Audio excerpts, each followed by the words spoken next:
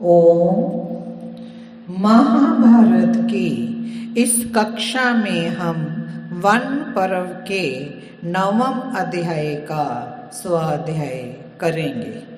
पिछले अध्याय में हमने जाना था कि जो अर्जुन है वो इंद्र के पास जाते हैं, जो उनके पिता हैं, और उनसे अस्त्र शस्त्र की विद्या को प्राप्त करते हैं और चित्रसेन से वो वाद गीत आदि की विद्या को लेते हैं। और ये भी जानना था किस तरह उर्वशी काम की भाव से उसके पास आती है, लेकिन वो किस तरह उन्हें गुरु पत्नी का दर्जा देते हैं और कुंती के समान उनका सम्मान करते हैं, और वो किस तरह उर्वशी उसको शाप देती है अर्जुन को।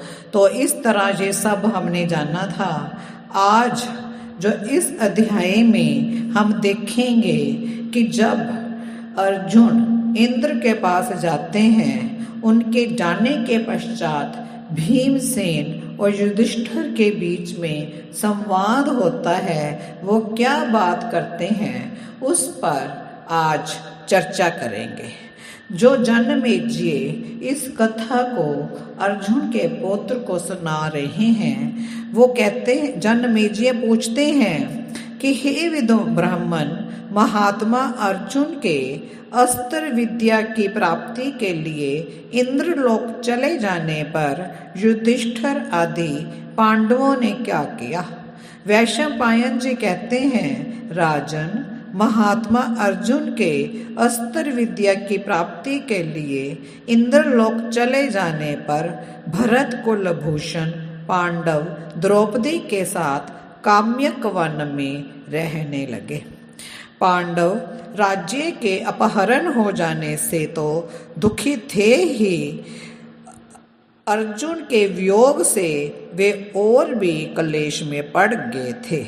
उस समय महाबाहु भीम ने युधिष्ठिर से कहा, महाराज, आप क्षत्रिय धर्म की ओर देखिए। इस प्रकार वन में रहना क्षत्रियों का धर्म कदापि नहीं है। किस तरह भीम अर्जुन और युधिष्ठिर को कह रहे हैं कि क्षत्रियों का धर्म वन में रहना है। विद्वानों ने राज्य को ही क्षत्रिय का सर्वोत्तम धर्म माना है। आप क्षत्रिय धर्म के ज्ञाता नरेश हैं, अतः धर्म के मार्ग से विचलित मत होइए। राजन, हम लोग 12 वर्ष व्यतीत होने से पहले ही अर्जुन को वन से लौटाकर और श्री कृष्ण को बुलाकर धृतराष्ट्र के पुत्रों का संहार कर सकते हैं। शठता करने या जानने वाले शत्रुओं को शठता के द्वारा ही मारना चाहिए। ये एक सिद्धांत है। जो दूसरों के साथ छल कपट करता है, उसे छल से मार डालने में पाप नहीं है। भीम फिर कह रहे हैं कि जो दूसरों के साथ छल करता है, उसको छल से मारने में कोई पाप नहीं है।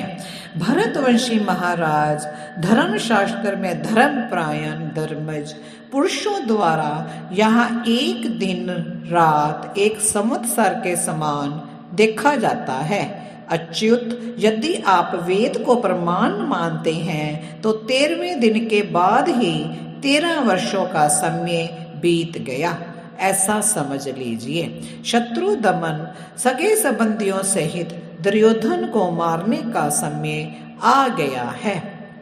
राजन, जब तक वह सारी पृथ्वी को एक सूत्र में बांधे, उससे पूर्व ही उसे मार डालना चाहिए। धर्मराज महाराज युधिष्ठिर ने उपयुक्त बातें कहने वाले पांडुनंदन भीम का मस्तक सूंघ कर उन्हें सांत्वना देते हुए कहा, महाबाहो, इसमें तनिक भी संदेह नहीं है कि तुम 13 वर्ष पश्चात गंडीवधारी अर्जुन के साथ मिलकर युद्ध में दुर्योधन को मार डालोगे। किंतु कुंती कुमार वीर, तुम जो ये कहते हो कि दुर्योधन के मारने का अवसर आ गया है, वह ठीक नहीं है। मैं झूठ नहीं बोल सकता, ये मेरा स्वभाव नहीं है। कुंती नंदन दुर्धर्ष वीर, तुम छल कपट का आश्रय लिए बिना भी पाप पूर्ण विचार रखने वाले सुयोधन को संबंधियों सहित नष्ट कर सकते हो। धर्मराज युधिष्ठिर जब भीमसेन से ऐसी बातें कह रहे थे, उसी समय महाभाग महर्षि बृहदश्व वहां आ पहुंचे। उन्हें आया देख धर्मराज युधिष्ठिर ने उनका स्वागत किया, और जब वे विश्राम कर चुके तब धर्मराज युधिष्ठिर दीनता पूर्वक बोले, भगवान, मुझे जुए में बुलाकर छल कपट में कुशल तथा पासा फेंकने की कला में निपुण धूर्त जुआरी शकुनी ने मेरे सारे धन तथा राज्य का अपहरण कर लिया। मैं जुए का मर्मज नहीं हूँ। मुझे जुए में हराकर पाप पूर्ण विचार रखने वाले वे दुष्ट मेरी प्राणों से भी अधिक गौरवशालिनी पत्नी द्रौपदी को केश पकड़कर सभा में ले गए। एक बार जुए के संकट से बच जाने पर पुण्य द्यूत का आयोजन कर उन्होंने मुझे जीत लिया और मृग चर्म पहनाकर वनवास का दारुण दुख भोगने के लिए इस महान वन में निर्वासित कर दिया। मैं अत्यंत दुखी हो अति कठिनाई से वन में निवास करता हूँ।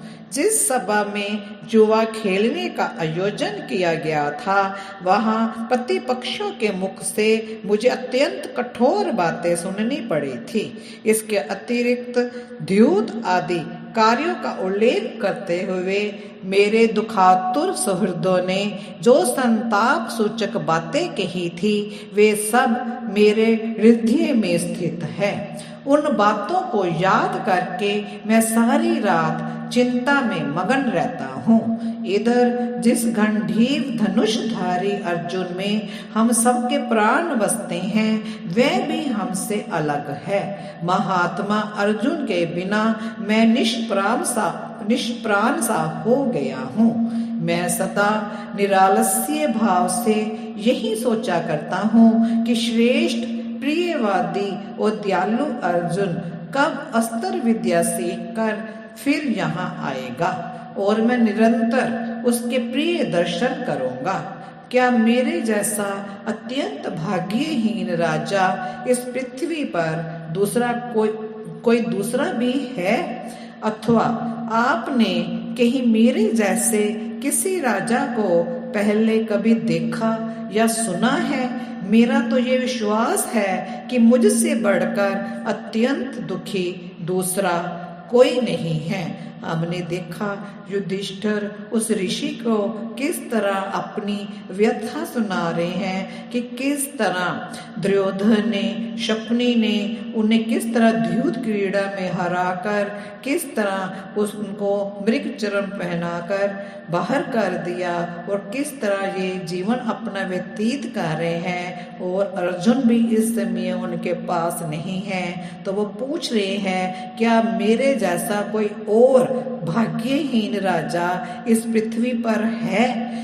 तो वो कहते हैं कि मुझे ऐसा लगता है कि मुझसे बढ़कर अत्यंत दुखी दूसरा कोई नहीं है। तो वो ऋषि बृहदश्व बोले, महाराज पांडु नंदन, तुम जो ये कह रहे हो कि मुझसे बढ़कर अत्यंत भाग्यहीन कोई पुरुष कहीं भी नहीं है, उसके विषय में मैं तुम्हें एक प्राचीन इतिहास सुनाऊंगा। निष्पाप पृथ्वी पते, यदि तुम सुनना चाहो तो मैं उस व्यक्ति का परिचय देता हूँ जो इस पृथ्वी पर तुमसे भी अधिक दुखी राजा था।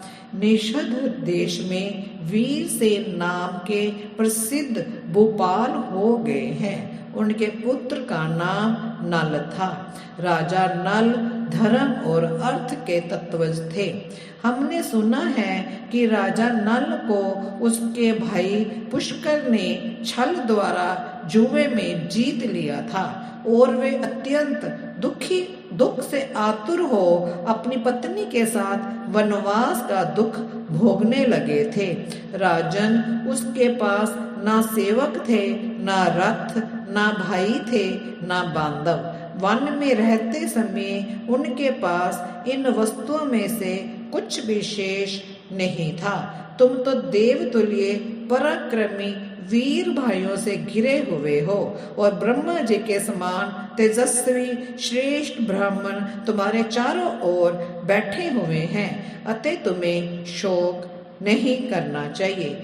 इस तरह बृहदश्व ने युधिष्ठिर को बताया कि तुम अपने आप को दुखी कहते हो, लेकिन उससे ज्यादा दुखी राजा नल को बताते हैं कि किस तरह उनके भाई ने छल में द्वारा जुए में उनको जीत लिया था और वो किस तरह पत्नी के साथ वनवास का दुख भोगने लगे थे, लेकिन उनके पास कोई सेवक, कोई रथ, कोई भाई, कोई बांधव नहीं था। लेकिन तुम्हारे पास तुम्हारे भाई हैं और मुझे श्रेष्ठ ब्राह्मण तुम्हारे पास चारों तरफ बैठे हुए हैं, इसलिए तुम्हें शोक नहीं करना चाहिए। आज इतना ही। ओम शांति शांति।